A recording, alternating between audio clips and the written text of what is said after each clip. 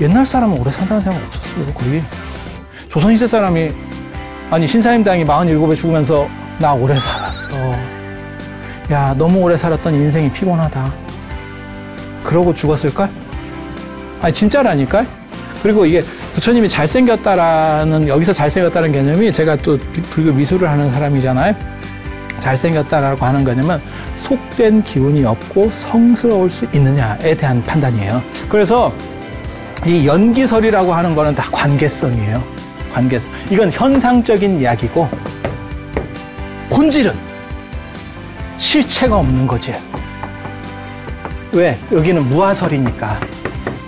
이쪽은 아설이고 이쪽은 무아니까. 다음 시간에 부처님 이제 계보, 그 다음에 저런 부분이 왜 필요하냐면 어떻게 스토리가 형성이 되는지, 그 다음에 부처님 배경이 어떤지, 사실 그 사람을 알기 위해서는 그 주변을 1차적으로 알아야 될 필요성이 있기 때문에, 그래서 그런 이야기들을 다음 시간에 이어서 할 수 있도록 그렇게 하겠습니다. 자.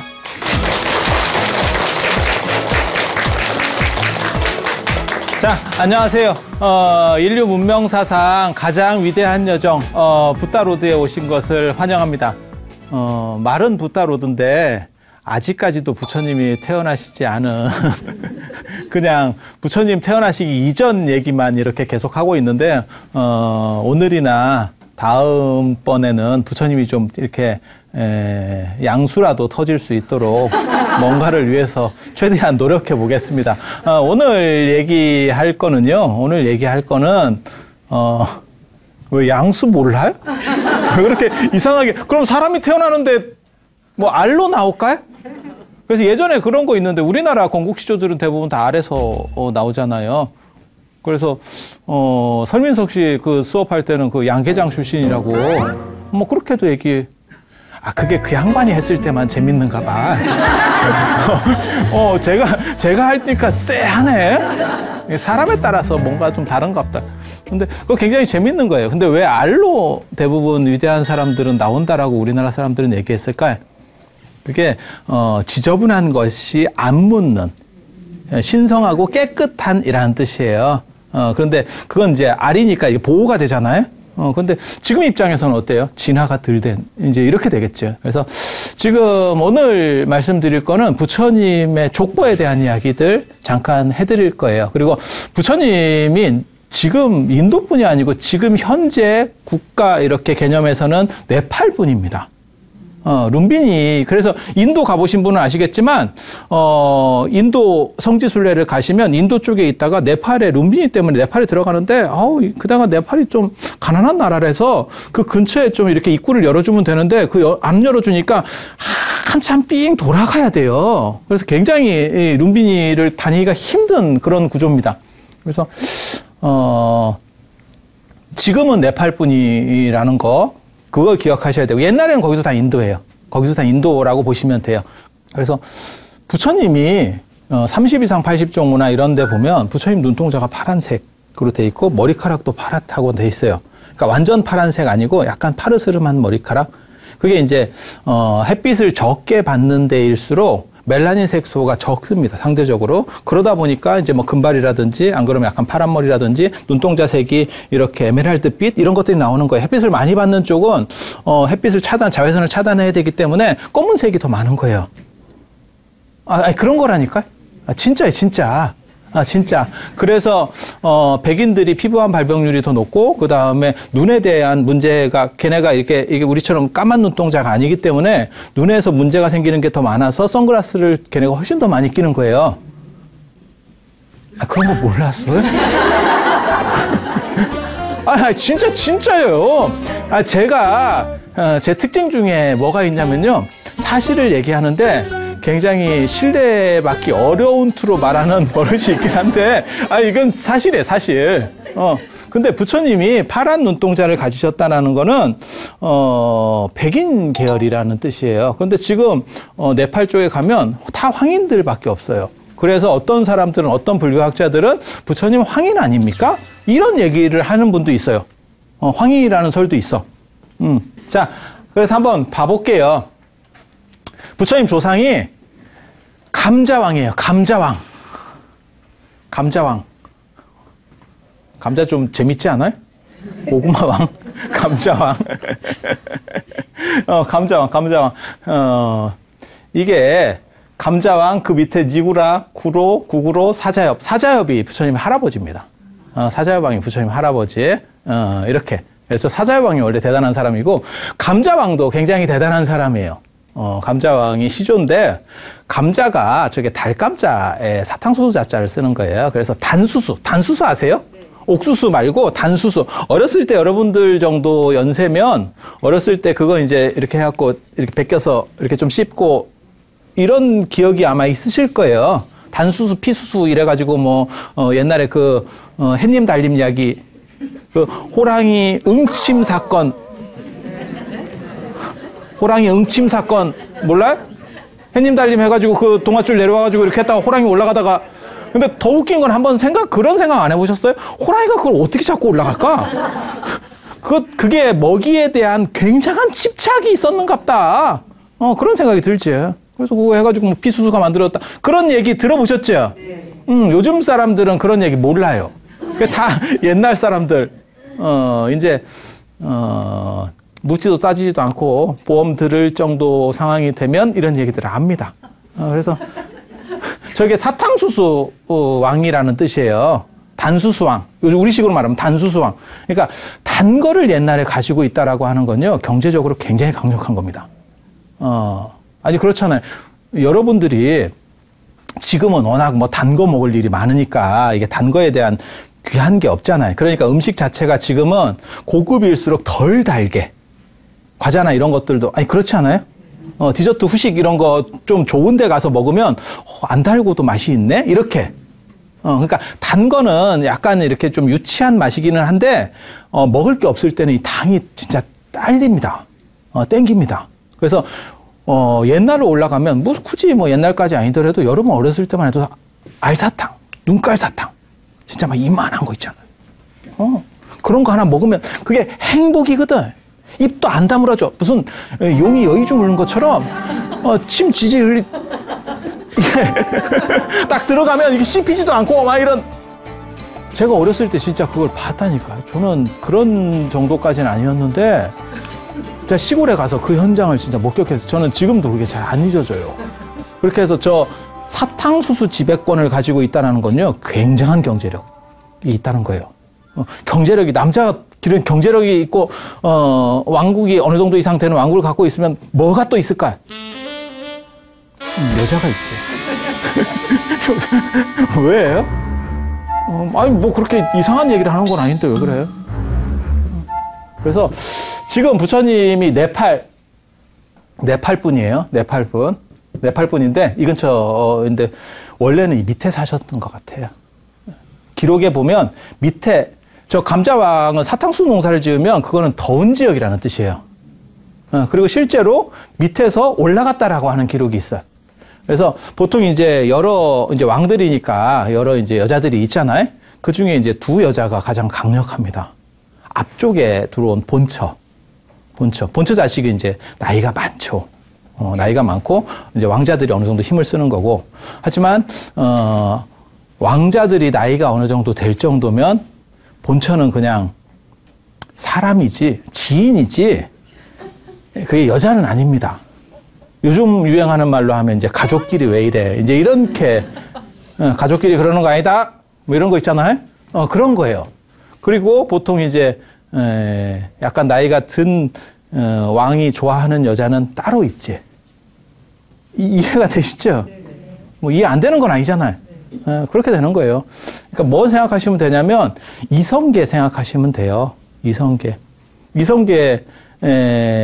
부인이 민씨 부인이 있고 거기에 이제 정종부터 해서 태종 이방원 뭐 이런 식으로 쭉 내려가잖아요. 거기 큰 아들 계열들이 있고 장성한 아들 계열이 있고. 근데 이성계가 좋아한 그거는 이제 방석이 엄마잖아. 방석이 엄마잖아. 그래서 방석이 엄마가 이제 베개밑 송사로 해가지고 내 아들한테 좀 해주면 안 돼요. 이제 계속 이게 베개밑 송사가 영감님들한테 잘 먹힙니다. 노인일수록 더 잘 먹힙니다. 그래서 그런 거 있거든요. 노인이 되면 지혜롭다. 그거는 한 5, 60대 됐을 때 돌아가실 때 얘기고 실제로 요즘같이 막 70, 80 이러면 나이를 먹을수록 경주마 같이 돼요. 그래서 앞만 보게 되고 점점 시야가 좁아지는 거야. 그리고 옆에서 누가 좀 잘 이렇게 알랑알랑 해갖고 잘 얘기하는 사람이 있으면 그 사람 얘기만 자꾸 들어. 이렇게. 어쩔 수가 없어요. 그게 슬픈 거예요. 슬픈 거예요. 그래서 나이를 먹을수록 자신을 반성해 본다라고 하는 건 진짜 어려운 일 같아요. 저도 제가 계속 그런 생각들을 하고 있거든요. 이렇게 사는 게 과연 옳을까? 이런 생각들을 계속 하고 있는데 스스로 반성하는 것밖에 없어요. 왜냐하면 어느 정도 이상의 나이가 되면 잔소리 해줄 사람이 없어요. 너 왜 그렇게 하니? 라고 말해줄 사람이 없어. 그러니까 그냥 내가 스스로 그 말을 해야 되는 상황인 거예요. 그래서 딱 그 상황이라고 보시면 돼요. 그래서 이쪽 아들은 큰아들. 그런데 어머니는 뭐 별 그게 없었던 것 같아요. 그리고 여기에도 이제 작은 부인이 있고 그 작은 부인 아들이 있어. 이 엄마 입장에서는 이 엄마 입장도 우리가 이해를 해야 됩니다. 왜? 저기서 왕위가 이쪽으로 넘어가잖아요? 이 양반들은 못 삽니다. 조선시대 생각하시면 돼요. 조선의 이방원 생각하시면 돼요. 이방원 쪽으로 넘어가니까 그쪽은 끝나는 겁니다. 그러니까 저거는 누구 한 팀이 죽는 진짜 죽고 죽이는 경기예요. 그래서 만약에 방석이 팀이 이겼잖아요? 이방원 쪽이 다 끝났겠지. 그 본처 자식들이 이제 싹 끝나는 거지. 이해가 되죠? 그러니까 나만 사는 게 아니에요. 나만 사는 게 아니에요. 그렇게 붙으면 누가 이길 것 같아요? 조선시대 때는, 조선 초기에는 왕자의 난으로 해서 이방원이 이겼어. 우리가 그걸 알고 있잖아. 그리고 자기가 이제 해먹기 좀 그러니까 이제 중간에 과도기 인물을 하나 세운 거지. 그게 자기 큰형. 그래서 정종을 하나 세우고. 아니, 그렇잖아요? 그리고 이제 좀 밀어내서 자기가 하는 거고, 이렇게 완충 시기를 한번 가진 거고. 이게 역사적으로 진짜 드문 일입니다. 진짜 드문 일입니다. 언제나 이런 경기에서 이기는 거는 왕 쪽이 이겨요. 왕이 지지하는 사람이 이겨요. 왜냐하면 왕은 절대 권력자이기 때문에. 그러니까 왕자가 대거리 할 수 있는 그 힘이 없어요. 제대로 된 왕조면. 단 이방원이 그렇게 이길 수 있었던 거는 조선 건국 초기에 사병을 가지고 있었기 때문에 그런 거예요. 자기 세력들이 있었기 때문에 자기 군사가 있으니까 그걸로 먼저 치고 들어가는 거예요. 그건 진짜 특수한 경우고 그렇지 않으면 이거는 불가능합니다. 역사상 불가능한 일들입니다. 여기서도 똑같은 사건이 벌어지는 거예요. 지금. 똑같은 사건이 벌어지는 거예요. 누가 이겼냐면 감자왕은 이 여자의 아들을 지지했어요. 그러니까 이 니구라가 딱 보니까 안 돼. 괜히 이따가 죽을 것 같아. 그러니까 먼저 선수를 쳤다는 거예요. 이방원 같은 선수가 아니고 아버지 제가 분가하겠습니다. 제가 다른 지역으로 나가 살도록 하겠습니다. 이렇게. 그거 현명한 거예요. 그리고 여러분이 잘 모르셔서 그러는데 우리가 조선이라고 하는 나라를 너무 가까이서 보니까 조선 같은 다른 나라들도 다 조선 같은 나라였을 거야 이렇게 생각하는데 그렇지 않아요. 그러니까 조선 시대 때 우리 조선 후기에 중국에 청나라가 있었어요. 청나라는 태자를 세우지 않습니다. 밀건법이라고 그래서 청나라 저 자금성에 가면 저게 명청시대 때 명나라 청나라 때 궁궐이거든요. 자금성이. 자금성 안 가보셨어요? 29만 5천 원. 아니, 그렇게 가면 북경 3박 4일 이렇게 해서 도는 코스가 있어요. 그 쌀 때 가가지고 이제 가면, 우황청심만도 사오고, 이제 보약도 사오고, 이렇게 해서 뭐 하는 게 있어. 그렇게 해서 그게 이제 굉장히 큰 성인데, 순치제가 써놓은, 정대광명이라고 하는 편액이 있어요. 편액이. 그 편액 뒤에 유언함이 있는 거예요. 유언함이 있는 거예요. 그 함에다가 황제가 이름을 적어 놓으면 그걸 밀건법이라 해요. 비밀이 세웠다고 그러는 거예요. 그러니까 그러면 황제가 유고시에 갑자기 어떤 순간에 돌아가시게 되잖아요. 붕어하게 되는데 그때 그 통을 열어보고 거기에 적힌 사람이 황제가 되는 거예요. 다음 황제가 되는 거예요. 그러니까 그거는 아무 때나 황제가 바꿀 수 있어. 그 얘기는 뭐냐면 아들들 입장에서는 물론 황제가 여러 명의 아들들이 있지만 다 황제가 되려고 하는 건 아니에요. 마치 국회의원이 300명 이상이 있어도 그 사람들이 다 대통령이 되려고 하는 건 아니에요. 단 그 중에서 몇 명이 그런 사람들을 우리가 잠룡이라고 하잖아요. 그게 원래 주역 건캐 초구에 보면 잠룡물룡이라고 하는 데서 나오는 거거든요. 그게 이제 나중에 구오요까지 가서 용비어천까지 올라가는 거야. 비룡제천까지. 예. 그렇게 해서 쫙 이제 그래서 그런 사람들을 잠룡 대선 후보자 뭐 이렇게 할 때 그런 얘기 들어보셨죠? 잠긴 용 원래 물속에 탁 해갖고 이제 시작하는 거예요. 그런 사람들이 있어. 황제 되고 싶은 사람은 진짜 아버지한테 잘한다. 그렇게 되면 지금 어떻게 보면 유산 구조하고 비슷한 거예요. 예. 여러분 전 세대에 유산을 미리 상속하신 분들도 있거든요. 자녀분한테. 그랬다가 나중에 아 저렇게 하면 안 되겠구나 라는 교훈을 우리가 얻었지. 그리고 지금 세대 때 노인연금 받는다고 자식들한테 미리 줬다가 이게 연금 받는 게 능사가 아니구나 이런 집도 있고 주변에 조금 더 받아 먹으려고 했다가 난리 나는 집도 있고 보통 이런 거잖아요. 그래서 태자를 세워놓으면 왕세자 같은 걸 딱 세워놓잖아요. 그러면 상황이 바뀝니다. 그게 그렇게까지 절박하지 않아요. 그런데 중국은 안 세워버리는 거예요. 안 세워버리면 어떻게 되냐면 황제 되고 싶은 사람은 엄청 잘하겠지. 그런 얘기 들어봤잖아요. 안산 땅 있다고. 안산에 땅 있다. 이런 식으로 뉘앙스를 풍기는 거야. 그랬더니 자식들이 열심히 잘했다. 그래갖고 돌아가실 때 아버지 그 안산 땅 어디 있어요? 그랬더니 그때 살라고 그랬다가 안산 땅이 있어. 이러고 죽었다는. 그게 안산 땅. 그런 얘기 못 들어봤어요? 그런 거예요. 그래서 태자나 왕세자를 세운다고 생각하시면 안 돼요. 그러니까 조선이라고 하는 나라는 국본이 튼튼해야 된다라고 해서 자꾸 그런 식으로 하는데 이게 갈등 구조를 만드는 경우도 있어요. 그러니까 왕권에 대해서 약간 견제 세력이 만들어진다니까. 왜냐하면 왕한테 못 붙은 사람은 태자당이 되는 거예요. 뭔 뜻인지 아시겠죠? 그렇게 해서 다음번을 보는 거야. 그래서 조선 같은 나라라고 생각하시면 안 돼요. 그냥 왕이 다 하는 나라라고 생각하시면 돼요.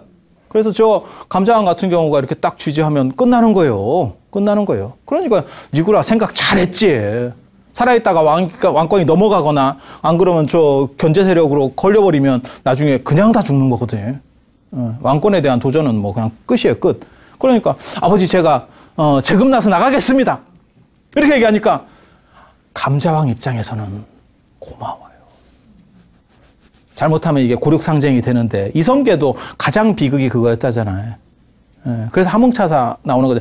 자기 아들끼리 막 서로 죽여가지고 그 방석이가 자기가 제일 좋아하는 아들인데 그게 죽고 너무너무 비통한 거잖아요. 그러니까 양주 회암사에도 가 있고 함흥에도 가 있고 그래서 사람이 오면 그냥 쏴 죽이고 충격받은 거지. 그렇지 않겠어요? 그거야 생각해보면 다 이해가 될 만한 정도 얘기잖아요.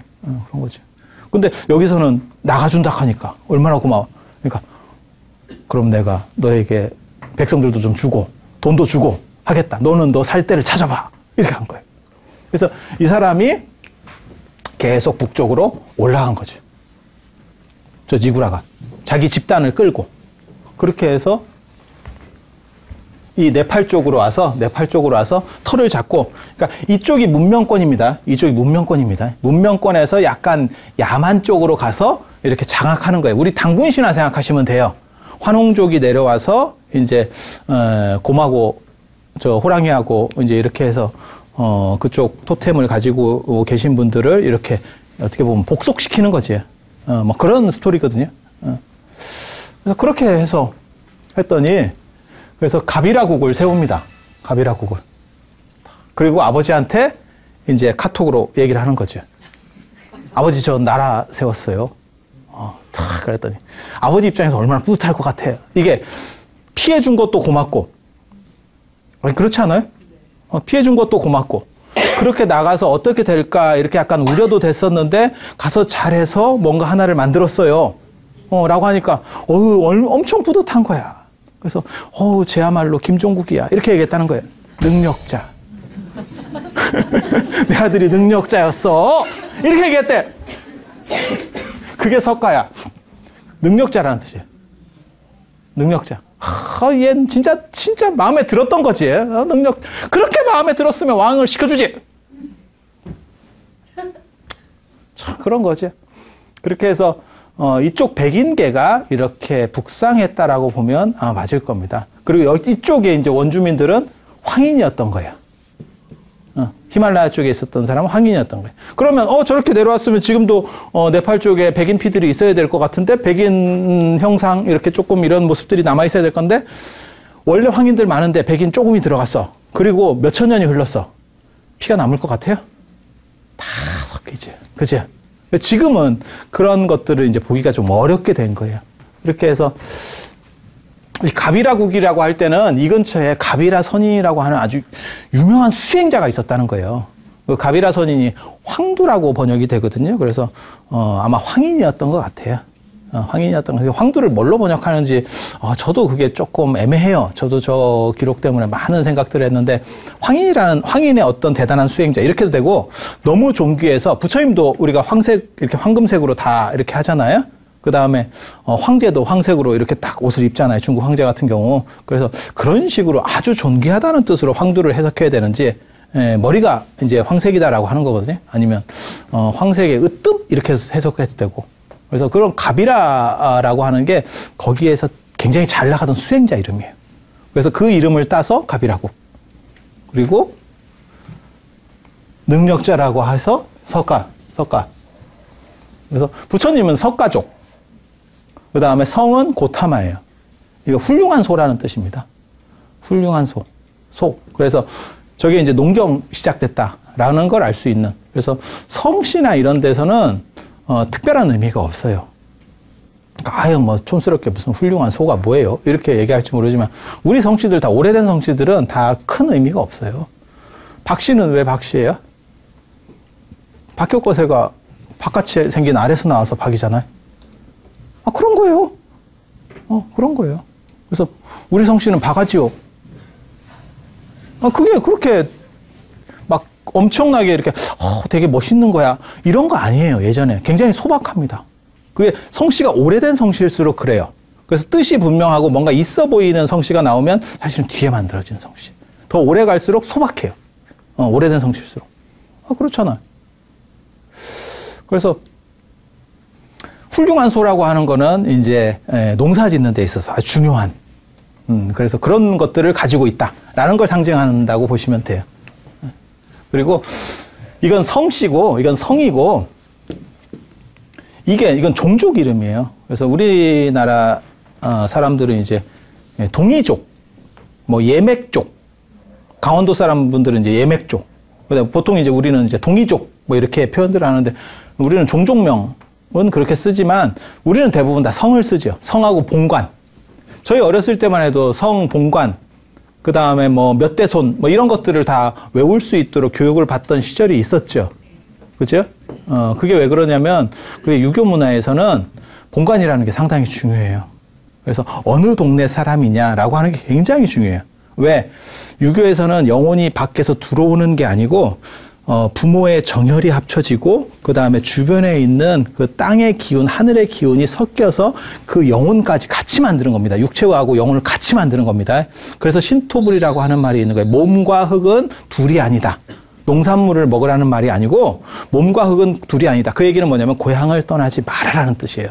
그래서 우리가 맨 마지막에 돌아가실 때 그런 얘기 있잖아요. 수구초심이라고 고향에서 죽는다. 그러니까 여우도 죽을 때는 고향 쪽으로 머리를 두고 안 그러면 집에서 이렇게 고향에서 죽는 게 호상이지요. 예전에는 집 밖에서 죽으면 관을 집 안으로 들이지도 않았어요. 아니, 저희 어렸을 때만 해도 그랬었다니까. 그건 객사라고 하는 거고 객사할놈이라고 하는 거는 굉장한 욕이에요. 근데 지금은 이제 돌아가실 때 되면 집에서 계시다가도 객사를 시키는 문화가 돼 있으니까 이게 지금은 시절이 바뀌었고, 그러니까 문화가 완전히 바뀐 거예요. 근데 왜 그렇게 그 고향이라고 하는 데를 중시하는 거냐면, 거기서 만들어졌기 때문에, 그 에너지 안에서 만들어졌기 때문에, 거기 있을 때 가장 효율적인 능력치를 발휘한대. 이해가 됩니까? 그러니까 불교하고는 개념이 달라요.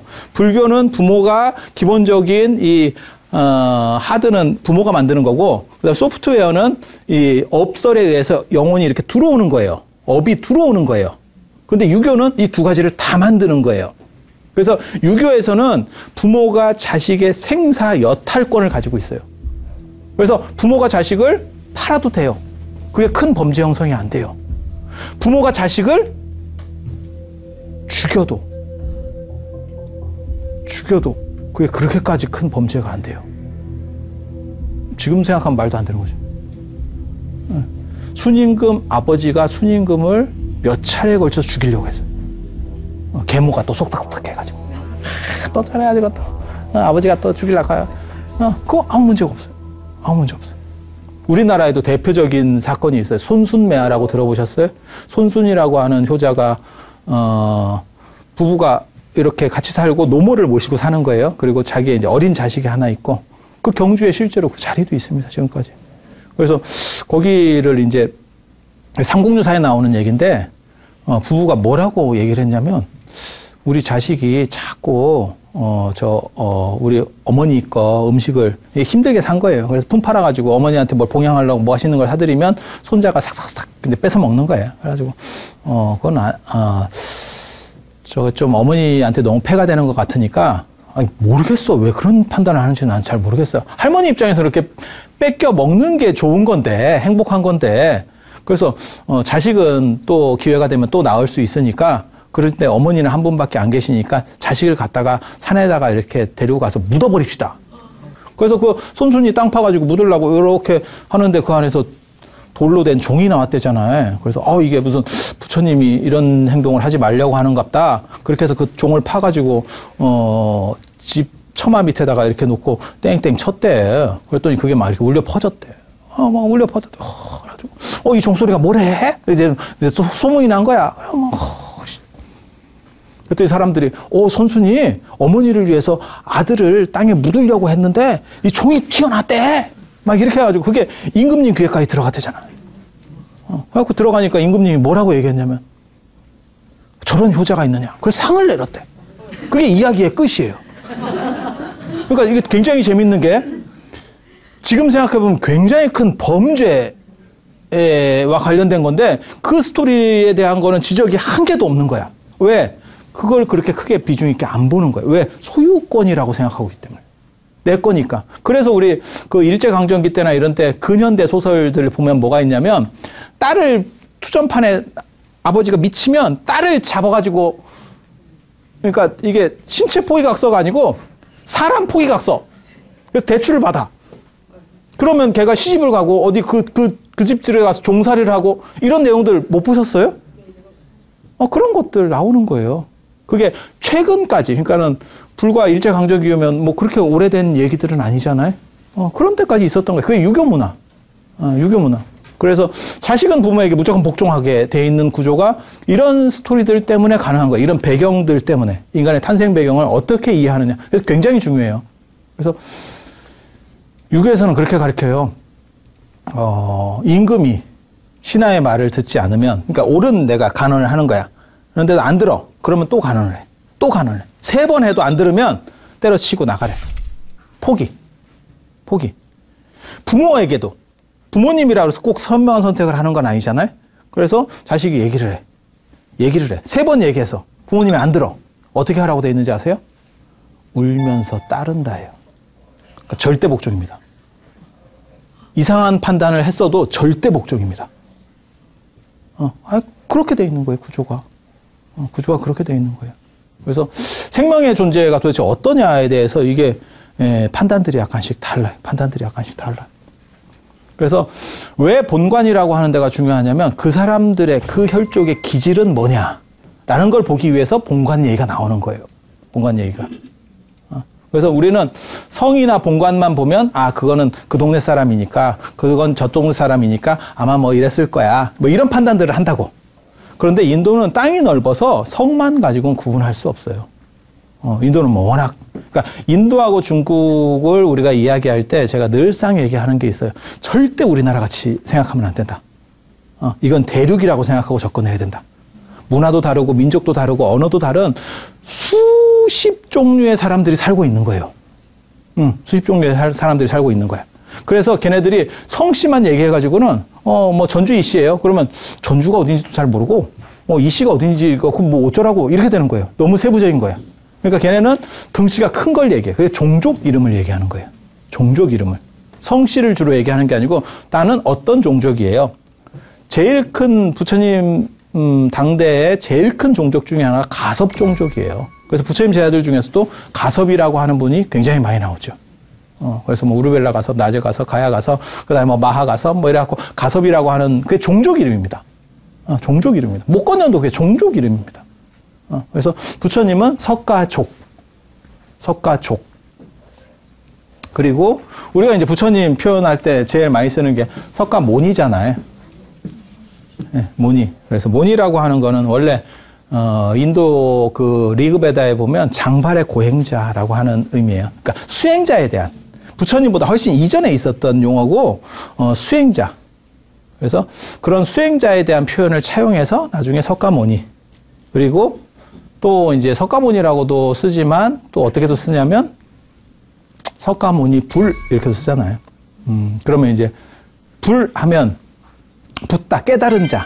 뭐 깨달은 자 하면 헷갈리니까 눈 뜬 자. 우리는 눈을 감고 있는 사람이고 눈을 뜬 사람. 세상을 바로 보는 사람. 우리는 다 공양미 300석이 필요한 사람들. 그죠?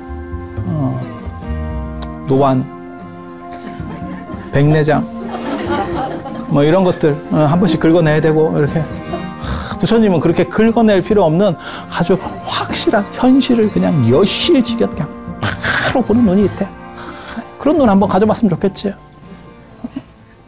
싫어 말고 뭐 어떻게 하겠어요. 그럼 그냥 백내장으로 살아. 뭐 어떻게 하겠어. 그래서 이게 석가모니라고 하는 표현들 이런 식으로 나오게 된다는 거 생각하시면 돼요. 그 다음에 그 후손들이 이렇게. 그리고 이 사자여방 때 이 나라가 커집니다. 드디어 이제 사자여방이 굉장히 대단한 사람이에요. 굉장히 대단한 사람. 그래서 저게 정복군주예요. 정복군주. 일리아드, 오디세이 이런 데 보면 그 뭐 강궁, 활을 탁 휘어서 쏘고 뭐 이런 얘기 나오는데 똑같은 얘기가 있어요. 똑같은 얘기가 있어요. 사자여방은 힘이 워낙 좋아가지고 예전 전쟁에서는 활을 누가 잘 쓰느냐가 관건입니다. 칼 이런 거 아닙니다. 칼 이런 거 아닙니다. 칼은 근접전이고 예전 전쟁은 다 마찬가지예요. 전차를 타고 전쟁을 합니다. 배너, 영화 배너 이런 거 생각하시면 돼. 배너 이런 거. 그래서 그렇게 되면 전차를 이렇게 타고 말이 어떻게 해도 이게 잘 안 되는데 그냥 말로 해요. 말이고 앞에 마부가 요걸 이제 앞에서 끌고 이렇게 전차를 탁 몰면 뒤에서 이제 귀족이 뒤에서 강궁으로다가 당기는 거예요. 활로 당기는 거예요. 근데 어느 정도 이상의 활을 써가지고는 아무 소용이 없어요. 이게 활이라고 하는 게 살상력이 그렇게 좋은 무기가 아닙니다. 석궁이 나오기 전까지는 활이 이 사람도 기본 갑옷을 입고 있는데 그 뚫기가 어려워요. 잘 안 맞는다고. 그래서 활을 더 강력한 활을 만들려면 어떻게 해야 될 것 같아요? 크게 만들면 돼요. 석궁은 기계식 활입니다. 기계식 활. 이건 약간 기계식 활이에요. 일단 큰 게 더 세지 않을까? 그죠? 그러니까 일단 크게 만드는 거요. 크게 만들어. 그래서 강궁이라는 게 대부분 옛날 건 큽니다. 우리나라 활만 그게 역발상을 하는 거예요. 우리나라 활은 활 시위를 안 매겨놓으면 이렇게 C자가 되거든. 이렇게. 그리고 활 시위를 매길 때는 이걸 역시자로다가 이렇게 구려요. 그렇게 해서 이렇게 매겨. 그래서 작아도 탄성이 아주 좋아요. 저기에 쓰는 게 뭐냐면 물소뿔. 그래서 그 뿔을 갖다가 여기다가 이렇게 탁 대가지고 그 탄성을 준다고. 그래갖고 이렇게 쫙 당기면 그렇게 해서 한 50보 정도까지는 살상력이 나간다는 거예요. 한 50m 정도까지는. 그런데 일본도 저런 기술은 없었습니다. 우리랑 동시대 일본도. 그래서 일본도 보면 뭐 활이 이만해요. 활이 이만해. 이걸 쏘는데 저거보다 못해요. 휴대성 떨어지고 못해. 그래서 강궁이 있는데 이 강궁을 이렇게 구부려가지고 다 이렇게 활시위를 매겨야 되거든. 활시위를 계속 매겨놓으면 활이 이게 나이 드신 분들 백가죽처럼 돼가지고 이게 탄성이 없어요. 여러분들이 감히 못 웃는 이유가 있지. 탄성이 없어서 이게 활로 쏘기가 좀 애매해져. 안 나가. 그래서 활은 안 쓸 때는 이거 시위를 빼놓고 그 다음에 쓸 때는 탁 눌러가지고 탁 시위를 매기는 거거든. 사자여방 이후로는 그 아들들은 그 활을 쓰지를 못했다는 거예요. 힘이 없어서. 그걸 나중에 부처님이 꺾었습니다. 부처님이 여러분이 모르셔서 그렇지 있잖아요. 이게 무술대가 1등 출신입니다. 한 주먹 합니다. 부처님하고 공자는 한 주먹 하는 사람입니다. 캐릭터가 여러분 생각하고 좀 많이 다릅니다. 그래서 부처님이 이제 힘도 좋고 그러는데 그거는 그 뒤에 얘기고 이 사자여방 밑에 아들이 넷이 있어요. 정반항, 백반항, 곡반항, 갑노반항. 이 반이 무슨 반자냐면 햇반 반자입니다. 햇반? 햇반 몰라요? 햇반 몰라요? 밥해 먹기 싫을 때 햇반? 햇반 몰라요? 저 마트에 가면 가끔 이게 한 2개씩 더 엎고 있고 4개 사면 1개 더 주고 뭐 이런 거 몰라요? 저 밥반자예요, 밥반자. 밥반자. 그래서 이게 다 반자가 들어갔잖아요? 쌀농사 지는다는 뜻이에요. 정반항이면 깨끗한 쌀, 깨끗한 밥. 백반항은 흰밥. 흰밥 도정 잘 되고 지금은 우리가 흰밥 이런 개념이 별로 없지만 예전에는 그 흰 쌀밥 먹는 게 이런 좋은 거였었잖아요. 그렇지 않아요? 그런 거지. 그래서 이게 백미밥, 곡반, 갑노반. 이게 그냥 좋은 밥이라는 뜻이에요. 향기가 나는 밥. 뭐 이런 거예요. 그래서 이게 다 밥 얘기예요. 여기는 지금 밥 얘기가 나오고 여기는 지금 훌륭한 소 얘기가 나오고 이게 농사 지었다는 얘기예요. 농사. 할 게 아니고 쌀농사가 저 시대에 있다는 건 굉장히 빠른 거예요. 진짜 빠른 거라니까. 저 시대에 쌀농사 지을 정도면 굉장히 빠른 거예요. 문화적으로. 그래서 요 4명의 자식들이 있는데 요 자식들이 약간 좀 삐리합니다. 이 사자여방 때는 그렇게 강공을 쓰면서 이웃나라를 다 정벌해서 땅을 이렇게 쫙 넓혔는데 저 아들들이 조금 상태가 안 좋아요. 안 좋아. 그리고 그 주변 국가들은 이제 막 이렇게 강성해지기 시작해요. 강성해지기 시작해. 그래서 부처님 나라가 여긴데 이때 인도에 뭐가 있냐면 도시국가들이 막 성립되면서 강력한 나라들이 나와요. 그 옆에 이제 코살라국. 잘 나가는 나라가 코살라국. 그 다음에 이쪽에 마가다국. 이런 도시국가들이 막 성장을 하면서 나오는 거예요. 이 네팔 쪽이 단점이 뭐냐면요. 저게 산악지역이라서 물류 유통이 잘 안 돼요. 한마디로 말해서 경제력이 떨어진다고. 경제력이 떨어지면 문화가 막 발전할 수가 없습니다. 그렇지 않을까? 그렇게 되겠죠. 그렇게 되겠죠. 그래서 내륙의 한계, 산악지역의 한계, 그리고 산악지역 저게 농사도 잘 안 돼요. 상대적으로.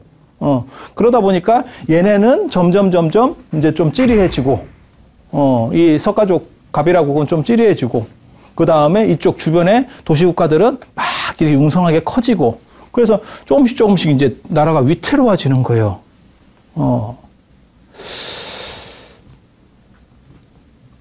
그러한 시기에 저 석가족들의 열망이 있어요.